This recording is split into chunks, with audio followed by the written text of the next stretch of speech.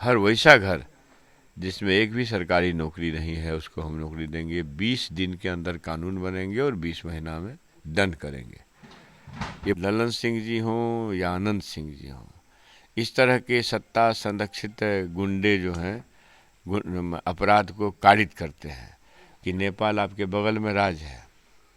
इसी ढंग से लोग सत्ता संरक्षित तथाकथित नेता राजनेता लोग जनता पर जुल्म ढाया किए, तो एक हफ्ता के अंदर लोगों ने दिखा यही स्ट्रक्चर तो है वहाँ। बल्कि यहाँ तो 3.5% है नफरती लोग या 10% है, वहाँ तो कोई 16, 14, 30 के आसपास है। हमारे नेता ओल्ड पेंशन स्कीम की वकालत करते हैं।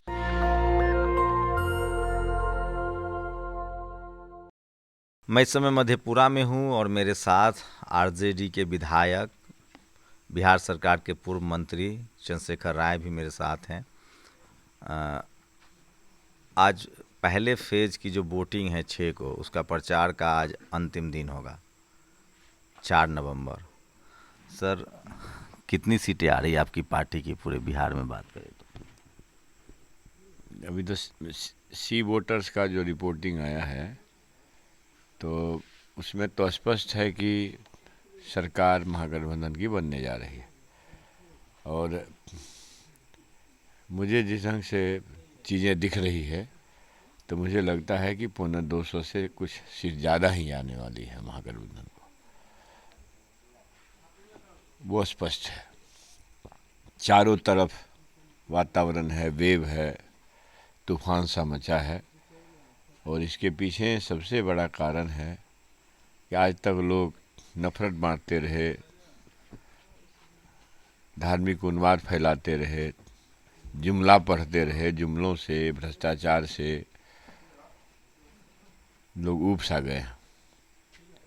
बेरोजगार तबाह है, किसान तबाह है, सरहद घायल है, सीमा सरहद की चौकसी में भी 56 इंच वाले एक तरह से शून्य सा नजर आ रहा है।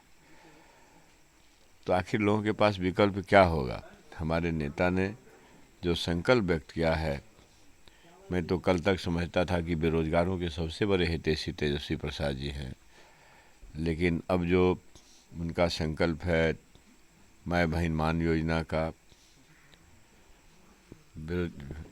बेरोजगारों को लाखों नौकरियां देने का, अब यह संकल्प जो है, हमको लगता है देश में इस तरह के ठोस संकल्प का कहीं कोई दूसरा पर्सनैलिटी नहीं है कि जो घर जो परिवार नौकरी न देखा हो, उस घर में को हम नौकरी से रोशन करेंगे। और हर वैसा घर जिसमें एक भी सरकारी नौकरी नहीं है उसको हम नौकरी देंगे। 20 दिन के अंदर कानून बनेंगे और 20 महीना में दंड करेंगे। ये बहुत बड़ा संकल्प है और यह कैलकुलेटेड साइंटिफिक संकल्प है। ऐसा नहीं है कि जुमला है 2-2 करोड़ देंगे, 4 करोड़ देंगे, 5 करोड़ देंगे। दूसरा है कि जो हमारे माननीय मुख्यमंत्री जी हैं, वो जो चीज़ें हमारे नेता तय करते हैं, गोया कि 200 यूनिट बिजली फ्री देंगे, तो जो जिन माननीय मुख्यमंत्री जी का विधानसभा के पटल पर और ऐसे जनरली भी बराबर से ये कहते रहे हैं, प्रतिक्रिया व्यक्त करते रहे हैं कि बिजली फ्री नहीं हो सकता है, ये झूठ बोलता है, कंगाली में ले जाएगा राज्य को। तो जब हमारे नेता ने कहा 200 यूनिट बिजली फ्री, हम तो सीधी बात है कि गरीबों का कल्याण बिजली के मामले में। तो नीतीश कुमार जी भी सभा सतक गए हैं। तो हमारे महान बिहारवासी देख रहे हैं ना कि भाई हमको 75 यूनिट अभी कम मिल रहा है ना। अगर आप चेंज ही किए संकल्प को तो कम से कम वहाँ तक पहुँचा देते। तो ये हमारे लिए है कि भाई हमारे समाज जो है, बिहारवासी जो हैं, 75 यूनिट बिजली फ्री कराने के लिए हमारे साथ खड़े होंगे, महागठबंधन के साथ खड़े होंगे। जो सामाजिक सुरक्षा पेंशन है, दिव्यांगता पेंशन, विधवा पेंशन, वृद्धजन पेंशन 20 बरस से 400 रुपये पर अटका हुआ था। अब समझिए, मुझे खुशी है इस बात का कि देश के किसी नेता ने ये महसूस किया ना किया, लेकिन हमारे नेता ने महसूस किया, गरीबी के स्थिति को नज़दीक से जाना, और उन्होंने कहा कि भाई ये 400 नहीं है, 1500 से कम नहीं होना चाहिए, और मेरी सरकार बनेगी तो 1500 करूँगा, और हर साल समीक्षा करके इसमें आवश्यकता अनुसार जो भी 200 रुपया के आसपास राशि बढ़ाऊँगा। अब समझिए कि लोग राजनीति करते हैं, अपने पद प्रतिष्ठा में लगे रहते हैं, लेकिन गरीबोन्मुखी, जनोपयोगी जो योजनाएं हैं उसको दबा के रखते हैं, सिर्फ भाषण का पार्ट बनाते हैं। तो ये जो 400 रुपया, तो नीतीश बाबू भी 400 से 1100 तक गए हैं, तो ये 4 से जो बाकी का रुपया रह गया है संकल्प के अनुसार तेजस्वी प्रसाद यादव जी वाला, तो जनता लेना चाहेगी कि नहीं इसको? क्या लगता है कि अब बिहार में जो चुनाव हो रहा है, हिंदू मुस्लिम के राजनीतिक जो सांप्रदायिक राजनीति है, हिंदू मुस्लिम का जो मुद्दा है, वो आरजेडी ने लगभग उसको खत्म करने के कगार पर ला दिया। बात नौकरी, कोई रोजगार, चर्चा भी नहीं, कोई चर्चा भी नहीं है भाई। नफरतवाद किसी भी समाज का, किसी भी देश का सबसे बड़ा कोर है। नफरत से दुनिया नहीं बनाई जा सकती है।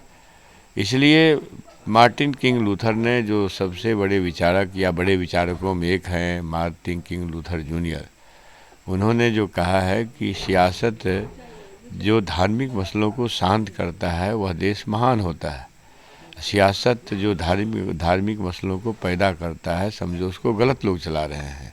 ये स्पष्ट है कि नफरत हमारे देश को ताकतवर नहीं बना सकता है, देश को खोखला कर सकता है, किसी खास तबके के लोगों को मालामाल कर सकता है, जो लड़ना चाहते हैं, भिड़ना चाहते हैं समाज के लोगों को, रोजगार छीनना चाहते हैं, भ्रष्टाचार में वो लिप्त रहना चाहते हैं। तो ऐसे लोगों के लिए, इसलिए मैंने कहा कि भाई एक संकल्प है हमारे नेता का, तो सीधे सीधे जनोपयोगी है, गरीबोन्मुखी है, और एक संकल्प इनका है नफरतवाद का है। तो आखिर तुलना लोग करेंगे ना करेंगे। अब समझिए कि खेल नीति आई, भाई 20 वर्ष से क्यों नहीं आ रही थी? मुख्यमंत्री जी कह सकते हैं कि मैं मुख्यमंत्री था। भाई खिलाड़ियों का अंधकारमय भविष्य था, लगता था कि उसके सामने कुछ है नहीं ऑप्शन, तो मेडल लाओ, नौकरी पाओ, सीधी नियुक्ति डीएसपी तक की बहाली होनी है। समझिए तो कितना बड़ा काम है। उद्योग नीति, पर्यटन नीति, रोजगार सृजन के लिए जो लाया गया, वो कब लाया गया भाई? महागठबंधन बनी तेजस्वी प्रसाद यादव जी के मित्रों के बीच या सहयोगी के बीच में ये मंत्रालय था, उद्योग मंत्रालय और पर्यटन मंत्रालय। तो सीधे तौर पर है कि हमारे नेता के पास जो कंसेप्ट है, विजन है, वो कोई नवी फेल कह सकते हैं, कोई नवी पास कह सकते हैं, लेकिन जिनकी डिग्रियां ढूंढने नहीं मिल रही है, वो तो झूठ का सहारा हमारे नेता कभी नहीं लिए हैं। अब जिनकी डिग्रियां नहीं मिल रही है, वो तो कहते कभी PhD हैं, कभी ऑनर्स हैं। आज से 40-50 वर्ष पहले की डिग्री ढूंढ के लाते हैं, कंप्यूटर प्रिंटर लाते हैं, जिससे कंप्यूटर प्रिंट भी नहीं होता था। सब चीज़ सामने है देश के सामने। तो एक झूठ का, फरेब का, नफरत का सरकार चलाने वाले लोग हैं, उस तरह के विचार को धो रहे हैं। हम मोहब्बत, प्रेम, अखलाक, रोजगार सृजन का की बात कर रहे हैं। बिहार से जो करोड़ों किसान मजदूर के बच्चे पलायन कर रहे हैं, उस पलायन को रोकने की बात कर रहे हैं। हर घर को नौकरी दे करके रोशन करने की बात कर रहे हैं। तो भाई स्वाभाविक है कि हमारे सब महान बिहारवासी इसको जज करेंगे और हमें बड़ी शक्ति से सरकार में लेंगे।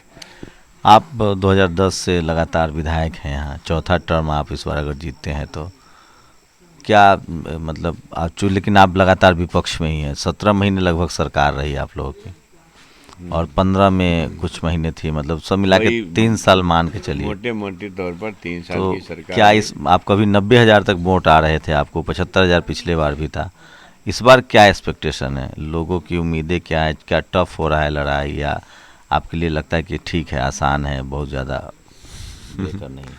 लड़ाई तो है ही नहीं। आप भी घूम के देखेंगे तो आपको पता चलेगा, यहाँ कोई लड़ाई है ही नहीं। क्योंकि जो प्रतिद्वंदी हैं, वो उनका जो सोशल इमेज है, आप सड़कों पर पता करेंगे तो पता चल जाएगा। अब रही बात है हर पार्टी को अपना वोट होता है। तो मैं उम्मीद करता हूं कि जो प्रतिद्वंदी पार्टी है उसके उम्मीदवार हैं उनको ज़्यादा से ज़्यादा 40 से 50,000 वोट आने वाला है। जो पिछली दफ़ा उनको 64,000 वोट आया था उस पार्टी को, उसमें से भी हमको लगता है 10-15 हज़ार का लॉस होगा। तो स्वाभाविक है लॉस जाएगा कहाँ। और पिछली दफ़ा हमारी पार्टी को कोई 81,000 के आसपास वोट आया था 2020 में, और मार्जिन जीत का था 16,110 वोट का। तो ये जो मार्जिन है इसमें कई गुना इजाफा होगा। और मैं उम्मीद करता हूँ जब से ईवीएम सिस्टम हुआ है बटन दबा करके वोटिंग करने का, तो मधेपुरा उसमें सबसे अव्वल नज़र आएगा इस चुनाव में। और मैं उम्मीद करता हूँ कि कम से कम ये 50,000 के आसपास की लीड होगी। क्या आपका कुनबा बहुत बड़ा है इंडिया गठबंधन का, खासकर मुकेश सहनी है, अति पिछड़ा समाज के एक डिप्टी सीएम भी अनाउंस हो गया है, आईपी गुप्ता का भी मैं देख रहा हूँ सहरसा के तरफ बड़ा प्रभाव है, उसका फ़ायदा होता दिख रहा है आपको? स्वाभाविक है। मान लीजिए आईपी गुप्ता साहब हैं, एक खास वर्ग को प्रभावित कर रहे हैं। मुकेश सहनी जी हैं, संपूर्ण निषाद वर्ग को प्रभावित कर रहे हैं। तो भाई इन लोगों का तो ओपन सच है कि जो नीतिगत फैसले हमारी पार्टी के हैं उससे मिलता जुलता इन लोगों का एटीट्यूड रहा है, और मुकेश सहनी जी भी उसी धारा में शामिल हैं। तो निश्चित रूप से उन लोगों के वोट का में हम लोगों के वोट में गुणात्मक वृद्धि होगी। गुणात्मक वृद्धि होगी। जो कल तक के जदयू के लोग उस पर अपना एक्सप्लॉयटेशन करते थे इन मतों का, जदयू बीजेपी के लोग, तो हमारे गठबंधन को उसका वोट शेयर बढ़ेगा। तो स्वाभाविक है कि हर विधानसभा क्षेत्र में सीटें बढ़ेगी या वोट बढ़ेगा हम लोगों का, इसमें कहाँ दो मत है। मुकामा को कैसे देख रहे हैं? वो मकामा को क्या देखना शंभू भाई। आप देखिए इतना बड़ा देश के मानदित बहुजन पत्रकार हैं, शासन के नाक के नीचे एक प्रत्याशी जिसका क्रिमिनल हिस्ट्री है, अभी तो प्रत्याशी नहीं, प्रत्याशी के पति होंगे, पति है ना? नहीं, वो उम्मीदवार हैं, खुद इस बार खुद चुनाव लड़ रहे हैं। उम्मीदवार है तो ठीक इस बार खुद है, वो तो सजा मुक्त हो गए। शासन सत्ता का धौस है, वो सजा मुक्त हो गए और 40-40 गाड़ियाँ लेके चल रहे थे। हम एक पिछड़ी जमात के दुलारचंद जी की को गोली मारी गई, और गोली मारने के बाद भी संतुष्ट नहीं हुए तो उन पर जीप चढ़ा करके रौंदा गया। ये मंगल राज है, तो कुछ है नहीं। ये तो ये सुशासन है, मंगल राज है। जंगल राज तो हम लोग का होता था जब गरीबों को आवाज़ देते थे, लालू जी चूहा पकड़ने वालों, घोंघा सितवा डोका चुनने वालों, सुअर चराने वालों, मछली पकड़ने वालों, चूहा पकड़ने वालों, तारी चुआने वालों, बकरी चराने वालों, पढ़ना लिखना सीखो। तो गरीबों को आवाज़ देने का दंश ये हुआ कि जो संघी मनुवादी शक्ति है, नफरती शक्ति है, उनको लगा कि लालू प्रसाद जी तो बिना चप्पल वाले को दिल्ली में परमानेंट स्थापित कर देंगे, बिहार में तो स्थापित हो ही गए हैं। तो उनको साजिश करके मुकदमों में फंसाया गया और उनको आज तक जंगल राज की संज्ञा दी जाती है। अभी एनसीआरबी का रिपोर्ट आया है 2023 का, सभी लोग देखे होंगे, देश के सामने है कि बिहार अपराध के मामले में कंपटीशन कर रहा है उत्तर प्रदेश से।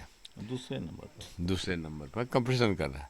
तब यह जब दूसरे नंबर पर है, इसका मतलब है कि हत्या के मामले में 4 गुना, बलात्कार के मामले में 3 गुना, अपहरण के मामले में कई गुना ज़्यादा है, और फिर भी यहाँ मंगल राज है भाई। तो जनता सब देख रही है। गाँवों को जाएंगे ना आप शंभू भाई, तो आप देखेंगे कि नशेबाजों का बोलबाला है।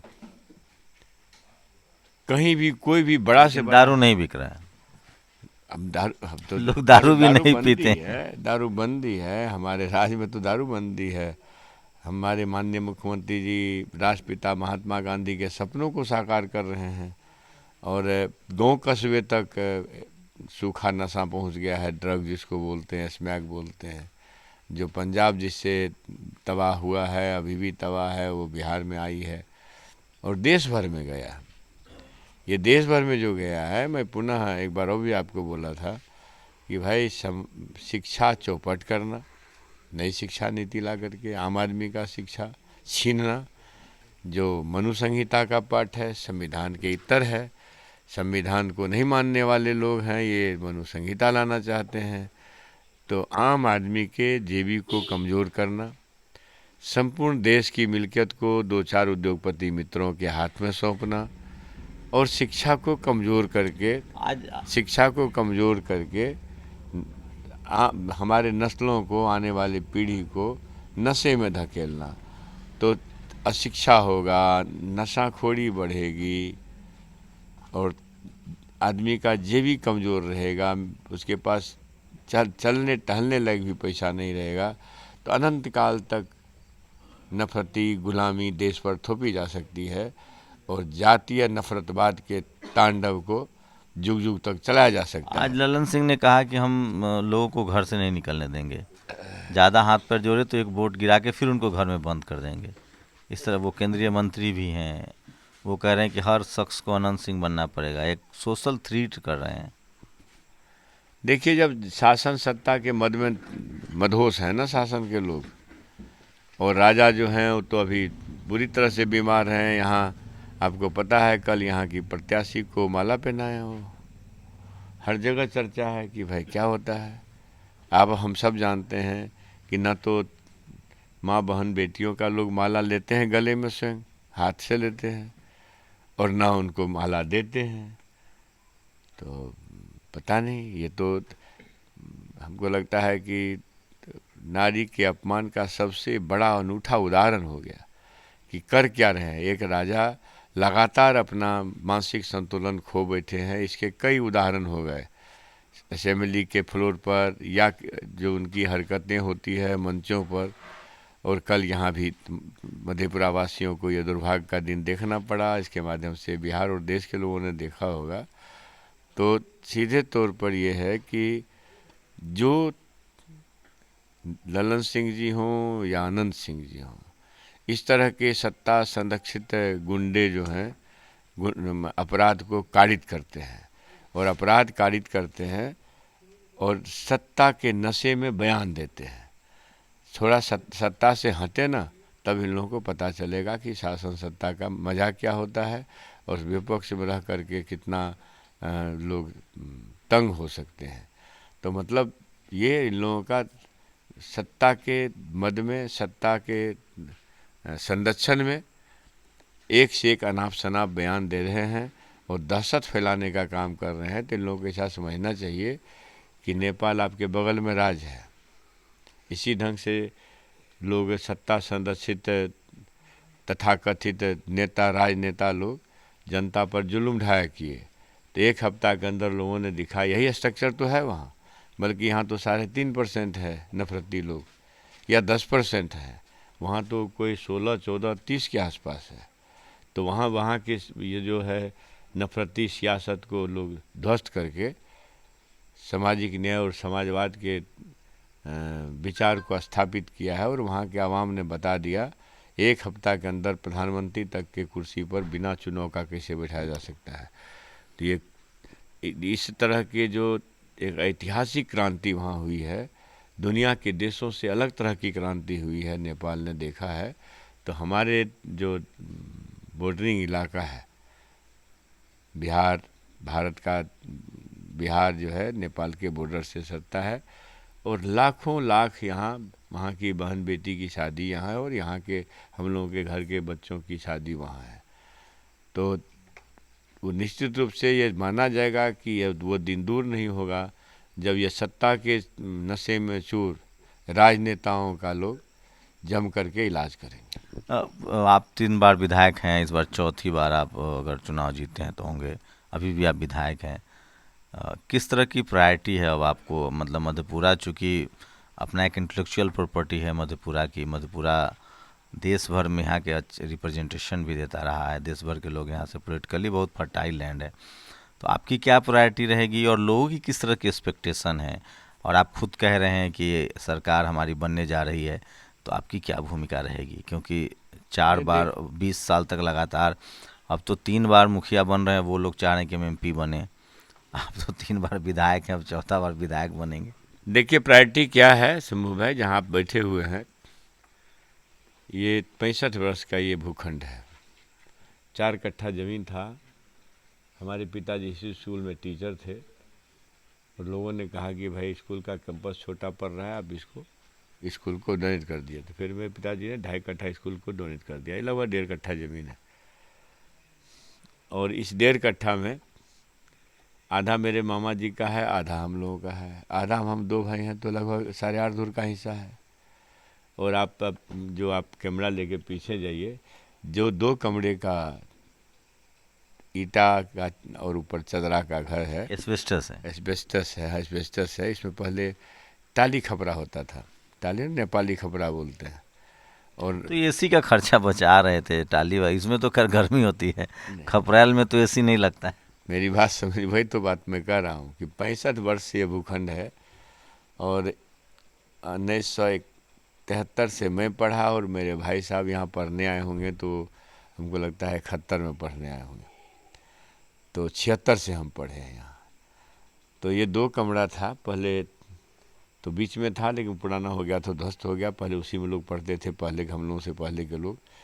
लेकिन ये पीछे जो है, जो 2 कमरा देखे हैं, इसी के पूरब वाले कमरे में हम पढ़े हैं और उसी स्थिति में यह है। और जब एमएलए हुए हैं तो खपरा हटा करके चदरा डाले हैं। दीवार सामने नहीं था, तो एक आंगन छोटा सा बना है। मेरा भाई लोग रहता है, अपना परिवार लेकर के भी रहता है। तो ये है, हमको इस शहर में दूसरा कोई भूखंड नहीं है। मधेपुरा मेरा डिस्ट्रिक्ट टाउन है और इसकी बात की चिंता भी नहीं है, मलाल भी नहीं है। तो आप समझ सकते हैं कि एक विधायक जो 3 बार का विधायक है, 2 बार का मंत्री है, 25-50 बीघा खेत भी है पिताजी का अर्जित किया हुआ, तो पूरे घर में नौकरी, मैं स्वयं प्रोफेसर, मेरी पत्नी मिलर स्कूल में शिक्षिका, मेरे भाई साहब दिल्ली यूनिवर्सिटी से रिटायर किए प्रोफेसर, मेरे पिताजी शिक्षक थे। तो घर आप जाएंगे तो वहाँ भी विजुअल ले लीजिएगा, तो आपको लगेगा कि मेरे पिताजी का इंतकाल हुए 7 साल हुआ है, मगर दीवार जो मेरा मकान का हो कि बाउंड्री का हो काला है, तो उजला अभी तक नहीं हुआ है। मेरे चिंता का विषय यह नहीं है कि मेरा मकान में चूना लगे कि ना लगे, वो कालांतर में लग भी जाए, लेकिन 7 साल में यह स्थिति है। और 65 वर्ष के ज़मीन में एक घर नहीं है। 3 चुनाव इसी भूखंड में जीते हैं, चौथे चुनाव जीतने की तैयारी है। तो यह मेरे चिंता का विषय नहीं है। मैं हर समय यह सोचता हूँ कि ईश्वर ने अगर हमें समाज की शक्ति दी है, समाज हमारे ऊपर भरोसा करता है, तो समाज के लिए हम क्या बेहतर कर सके। तो मैं जब आपदा प्रबंधन मंत्री था भाईजान, पहले 2 लाख एक्सीडेंटल केस में अनुग्रह अनुदान की राशि मिलती थी, उसको मैंने 4 लाख कराया था।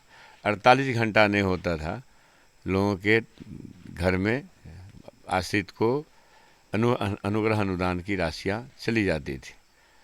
अभी आप 48 महीना में नहीं ले सकते हैं, बिना विधानसभा में क्वेश्चन डाले हुए आप नहीं ले सकते हैं। अभी आपको हम पूछ दें कि कौन है आपदा प्रबंधन मंत्री, तो आप इतना बड़ा प्रखर पत्रकार हैं, हमको लगता है नाम बता नहीं पाएंगे आप।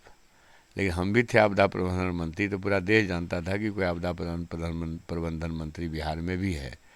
शिक्षा मंत्री का अरे अब लोग बीजेपी के मुख्यमंत्री का नाम नहीं जानते हैं तो मैं श्रीमान कि उड़ीसा का कौन है, छत्तीसगढ़ का कौन है। तो आप मुख्यमंत्री कहाँ होते, थोपे आप जाते हमको हैं। मंत्री पर फंसा अरे रहे हैं। भैया, तो वो तो थोपे जाते हैं ना, तो मुख्यमंत्री थोड़े ना होते अरे होते हैं। पर्ची से निकलता है, अब वो पब्लिक डोमेन में नहीं रहता है, अब लोग पर्ची से मुख्यमंत्री बन जाते हैं, अब कहाँ तक लोग याद रखें। संभव है। हमारा ये कहने का उद्देश्य ये है कि जब लोग माटी के मूर्त को थोप करके बनाएगा, तो दुनिया कैसे जानेगी उसको। शिक्षा मंत्रालय का महकमा हमें देखने का मौका मिला। हमारे सामाजिक न्याय के महानायक आदरणीय लालू प्रसाद जी के आशीर्वाद से, और आज के तारीख में गरीबों और बेरोजगारों के सबसे बड़े हितैषी देश में तेजस्वी प्रसाद यादव जी के सहयोग से जो मुझे शिक्षा मंत्रालय का काम मिला, तो मैंने अपने नेताओं के दृष्टि के हिसाब से, विज़न के हिसाब से जो काम किया, कि भाई हमें लाखों नौकरियां देने का संकल्प पूरी ये भी करनी है। शिक्षा मंत्री आप ही थे और 5 लाख नौकरियां दी गई, जो आपके हिस्से में सबसे बड़ा एडवर्टीजमेंट है आज के बिल्कुल डेट में। बिल्कुल बिल्कुल, आपको पता है कि मैंने 2,90,000 लोगों का पद सृजन कराए, पद खाली थी, एडवर्टीजमेंट करवाए, और प्रथम तैयारी में ही 1,90,000 लोगों की परीक्षा ली गई, जिसमें 1.25 लाख बच्चे पास किए, कट ऑफ मार्क्स के मतलब अंदर थे। हिसाब से। हाँ, हिसाब से, कट ऑफ मार्क्स के हिसाब से।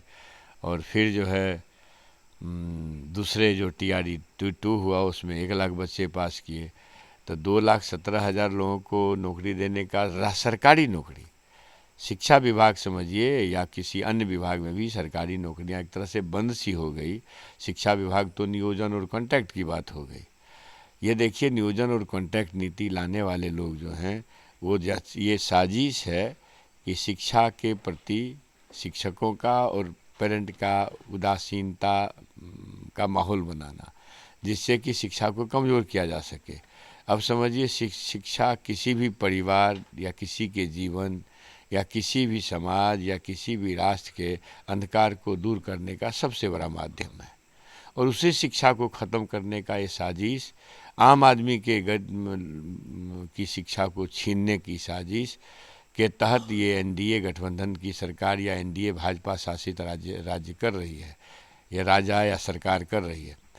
तो पेंशन बंद करना, ये जब जब भाजपा सरकार आई है तब तक किस आम आदमी पर जुर्म ढाने का कोशिश की है। अब समझ रहे हैं कि एक व्यक्ति 30 बरस 40 बरस नौकरी करता है, 50,000 60,000 1 लाख रुपये या लाखों रुपये का पगार पाता है, और रिटायरमेंट के टाइम में उसको शून्य पर आप ला करके छोड़ देते हैं। इसका मतलब है ये संज्ञेय अपराध के दर्जा में जाना चाहिए। बच्चे नहीं देखते हैं माता पिता को, तो एक तरह से उनके लिए आत्महत्या या मजबूरन हत्या कमिट करने का, सुसाइड करने का विकल्प छोड़ करके सरकार जाती है। मैं समझता हूँ कि इस तरह की चीज़ें, ये जघन्य अपराध के श्रेणी मानी चाहिए। हमारे नेता ओल्ड पेंशन स्कीम की वकालत करते हैं। तो आपकी प्रायोरिटी अब क्या होगी? चूंकि मैं वही कह रहा हूँ ना, तो निश्चित रूप से हमारे नेता की जो प्रायोरिटी होगी वही हमारी भी प्रायोरिटी होगी। क्षेत्र के विकास के लिए जो हमारे नेता ने किया है, शिक्षा के क्षेत्र में जो गुणात्मकता लाने के लिए शिक्षा विभाग में जो हम लोगों के टाइम में काम हुआ है, उसमें सीधी बात आप जानिए कि हिस्ट्री मेकिंग है कि 4.5 लाख लोगों को राज्यकर्मी का दर्जा देना, जो 18 वर्षों से शिक्षक राज्यकर्मी बनने के लिए संघर्ष कर रहे थे और कोई सुनने वाला नहीं था। और तेजस्वी प्रसाद यादव जी के दबाव के कारण या हमारे नेता लालू प्रसाद जी के दबाव के कारण नीतीश कुमार उनको राज्यकर्मी का दर्जा देने के लिए मजबूर हुए। कह सकते हैं कि हम मुख्यमंत्री थे तो भाई आप तो 20 वर्ष से मुख्यमंत्री थे, क्यों संघर्ष करवा रहे थे? क्यों शिक्षकों को पढ़ाई के काम से महरूम करके आप आंदोलन करने के लिए बात कर रहे थे? जो अच्छा खासा शिक्षक था, बीपीएससी का कॉम्पिटेंसी रखते थे, 70% ऐसे टीचर हैं, वो लड़ते लड़ते संघर्ष में शिक्षण कार्य ही भूल गए। तो हमारा ये कहना है कि इन चीज़ों को दूर करने के लिए जो हमारे टाइम में जो काम हो पाया था, कि जिसमें मुख्यमंत्री जी की सहमति थी, सहमति देने के बाद भी पीछे हट गए, प्रोसीडिंग है उसका, जो हर ज़िला में सिमुलतला मॉडल का स्कूल हो, हर ज़िला में सिमुलतला मॉडल का स्कूल होगा तो एक ज़िला के जो इच्छुक बच्चे होंगे, तेज तर्रार बच्चे होंगे, उस स्कूल में पढ़ करके अपने अच्छे शिक्षण कार्य में शिक्षकों के बीच में रह करके गुणवत्तापूर्ण शिक्षा ग्रहण करेंगे तो हमारे राज्य का भला होगा और शिक्षा के क्षेत्र में गुणात्मकता आएगी। तो जिला स्तर पर सिमुलतला मॉडल की स्कूल बने। दूसरा पक्ष ये है कि मुख्यमंत्री शिक्षादान योजना, जिस पर भी मुख्यमंत्री जी की सहमति हुई, प्रोसीडिंग पर हस्ताक्षर हो गया, इसका तो सर्वे शुरू हो गया था। ये क्या कहते हैं, सिमुलतला मॉडल के स्कूल का जो निर्माण होना है हर ज़िला में, सर्वे शुरू हो गया, 10 जिला का सर्वे भी हो गया और तब तक संकीय अधिकारी को भेजा गया मेरे विभाग में, पाठक जी को, और उनको जो भी निर्देश दे के भेजा गया होगा, बिना किसी राज्य सरकार के आदेश का वो सर्वे का कार्य को रुकवा दिया चिट्ठी लिख करके। शिक्षकों के बारे में चिट्ठी लिखी गई, एक आपूर्तिकर्ता लिखता है कि विश्वविद्यालय के कुलपति जी को और सोर्सिंग वाले जिनको अनुभव था सीमेंट गिट्टी छड़ बेचने का, इतना समझिए अपमान करना शिक्षा जगत का। अगर कोई सीखे इससे तो उसके सूत्र में नीतीश कुमार जी हैं या 56 इंच वाले हैं, चूँकि उन्हीं के शागिर्दी में नीतीश कुमार जी हैं। अब वो चिट्ठी देखिएगा, पढ़िएगा, उसका विषय लिखा है कि महाविद्यालयों में शिक्षक आपूर्ति करने के संबंध में। अब तो शिक्षक भी हो गए, मतलब ईटा पत्थर रोड़ी बोरा हो गए, खाद बीज का बोरा हो गए, सीमेंट का बोरा हो गए, उनकी आपूर्ति होनी है। तो जिस राजा के नेतृत्व में शिक्षक को भी की भी आपूर्ति की जाती हो, इसका मतलब है कि ये राज्य का बंटाधार होना है। इस राज्य को अगर हमारे महान बिहारवासी इसी चुनाव में इस तथाकथित मंगल राज वाले का इलाज नहीं करेंगे, जहाँ एक से एक अपराध कारित होता है, तो सब समाज की दुर्गति यह तय है। तो प्राथमिकता जहाँ तक बात है, हमारे नेता ने जब नगर विकास मंत्री थे अभी 2022 के, जो हम लोग मंत्रालय में गए हैं महागठबंधन का, तो इस शहर को जल जमाव से मुक्त करने के लिए 72 करोड़ की राशि तब थी, अब सुनते हैं 73 करोड़ के आसपास की राशि है। तो 73 या 72 जो भी हो, उसको देखे नहीं नज़दीक से, लेकिन शुरू में 72 करोड़ था। तो 72 करोड़ की राशि दी गई, जिस पर निर्माण कार्य जारी है। और मैं आपके माध्यम से यहाँ के महानगर वासियों से और मधेपुरा वासियों से कहना चाहता हूँ कि भाई ये गुणवत्तापूर्ण नाला बने, इस पर भी ख्याल रखना चाहिए। एक प्रतिनिधि के रूप में हम खड़े भी रहे हैं, मीटिंग वीटिंग की, अपील किया, तब तक चुना गया, लेकिन उन लोगों को इतना हड़बड़ी है कि अभी नाला के निर्माण में तेज़ी ला रहा है कि अभी तो चुनाव में लोग लगे हुए हैं, नेता लोग, तो हमारे कुकर्म कोई देखने वाला नहीं है। और प्रशासन तो कैसा है, भ्रष्टाचार के आगोश में डूबा हुआ है। नीतीश कुमार का संपूर्ण शासन ही इनके नेतृत्व में भ्रष्टाचार के आगोश में डूबा हुआ है। तो इस तरह की चीज़ें जो है, जो नाला का समुचित निर्माण हो, नाला नरक न बने, इसलिए यहाँ के सिविलियंस को भी इसमें रुचि लेनी चाहिए। चुनाव तो 6 तारीख को ख़त्म हो जाएगा, हम लोग फिर इस चीज़ को देखेंगे। और ये जो है, फिर हमारे नेता ने जब हमको शिक्षा मंत्री बनाया, तो ये विश्वविद्यालय लगातार इस सुशासन बाबू में, अब समझिए महान मनीषी भूपेंद्र नारायण मंडल जी के नाम पर बना ये विश्वविद्यालय स्थापना काल से सिर्फ 9 विषय पर चल रहा था। एनडीए का प्रभाव रहा है विगत दिनों हमारे यहाँ, और हमारे यहाँ 13 सीट में से 10-11 सीट वो लोग जीतते रहा है।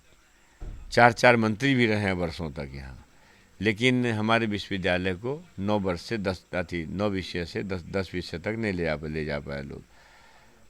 कितना दुर्भाग्य है कि लोग बात जो हो रहे थे कि मधेपुरा का ही कोई चंद्रशेखर नाम का शिक्षा मंत्री बनेगा, और तब इस विश्वविद्यालय में 9 विषयों के बदले अब 27 विषयों की पढ़ाई होगी। मैं जब मंत्री बना भाईजान, तो इस 9 विषय को 18 नए विषय का संबंधन दे करके 18 नए विषय का संबंधन दे करके 18 नए विषयों का संबंधन दे करके इसको 27 विषय का कराया।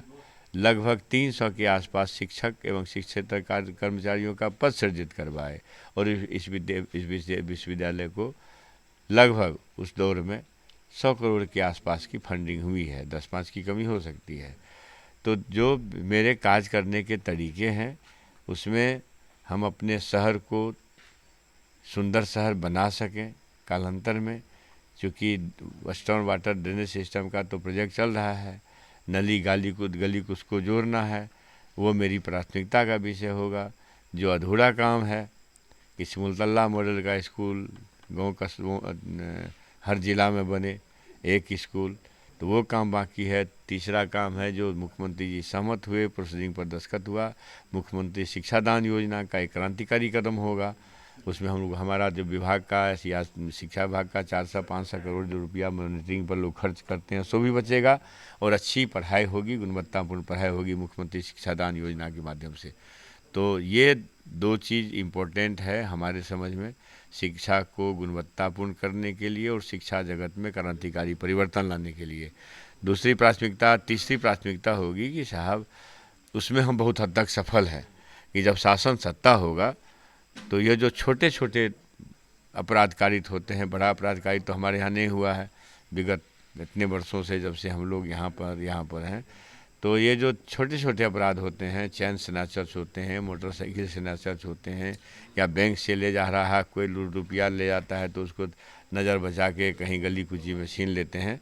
तो इस तरह की जो अपराध का जो अपराध रोज़ हो रहा है, इससे शहर को मुक्त करने के लिए एक ठोस प्रशासनिक विकल्प लेकर के हमारे नेता तेजस्वी प्रसाद यादव जी आएंगे और सड़े हुए, घुन लगे हुए खटारा सरकार के 20 वर्ष के कुशासन को उखाड़ के फेंका जाएगा।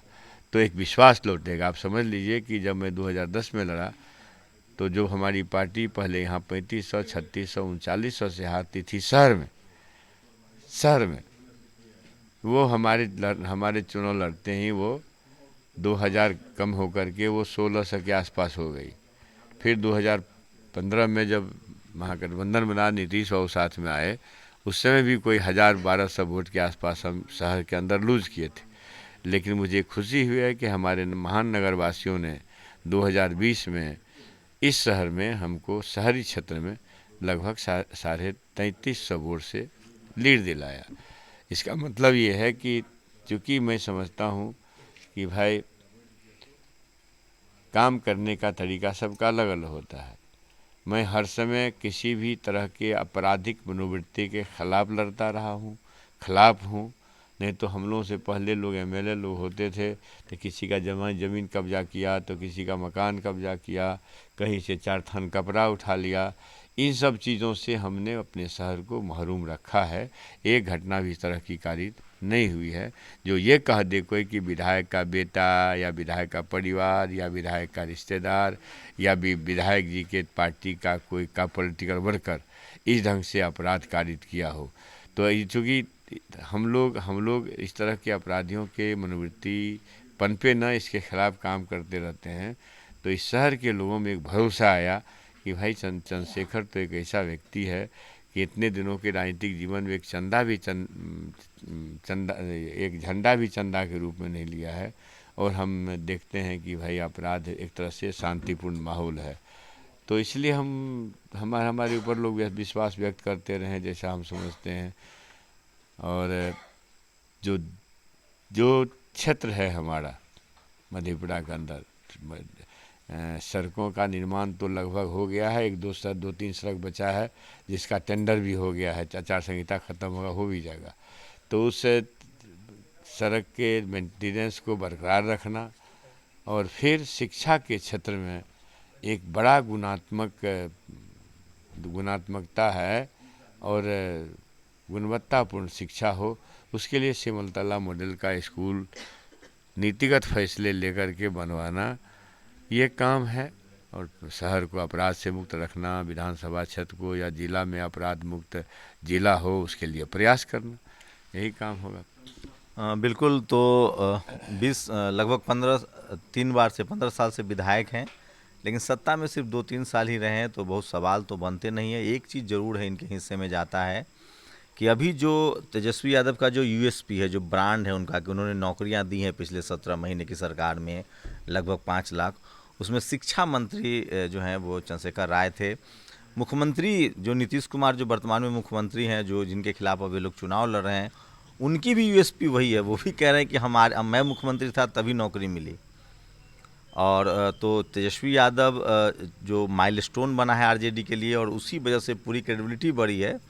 और उस समय शिक्षा मंत्री जो है वो चंद्रशेखर राय थे, खुद भी प्रोफेसर रहे हैं। मधेपुरा को ज्ञान की धरती भी माना जाता है। यहाँ से बड़े बड़े सोशल रिफॉर्मर जो हैं वो आए हैं, देश को मिले हैं। बीपी मंडल साहब यहीं से थे। तो इस लिहाज से चौथी बार अगर चुनाव के जीत के आते हैं, और जो एजुकेशन पर इनका फोकस है, सोशल रिफॉर्मर माने जाते हैं। सामाजिक जो कुरीतियाँ हैं उनके खिलाफ गाहे बगाए बोलते भी रहते हैं। तो ये बड़ी बात होती है लोकतंत्र में। अगर आप 4 बार 3 बार चुनाव जीत के आ रहे हैं, चौथी बार चुनाव आपको पार्टी लड़ा रही है, इसका मतलब आप एक क्रेडिबल चेहरा है। लेकिन हम लोग कोशिश करेंगे, खुद विधायक जी का कहना है कि हमारी सरकार बनने जा रही है, अगर सरकार बनती है तो हम लोग की नज़र रहेगी कि क्या मंत्रालय मिलता है, और फिर जब सत्ता में रहेंगे तो सवाल भी पूछा जाएगा। आप लोग अपनी राय जरूर दीजिए। शंभू कुमार सिंह, नेशनल दस्तक, मधेपुरा, बिहार। नेशनल दस्तक की आपसे गुजारिश है कि अगर इसको बचाना चाहते हैं तो नेशनल दस्तक को सब्सक्राइब करने के लिए रेड कलर के सब्सक्राइब बटन को दबाएं, फिर बेल आइकन की घंटी दबाएं। नेशनल दस्तक को बचाने के लिए बहुत ज़रूरी है कि हर खबर को शेयर करें, लाइक करें, कमेंट जरूर करें।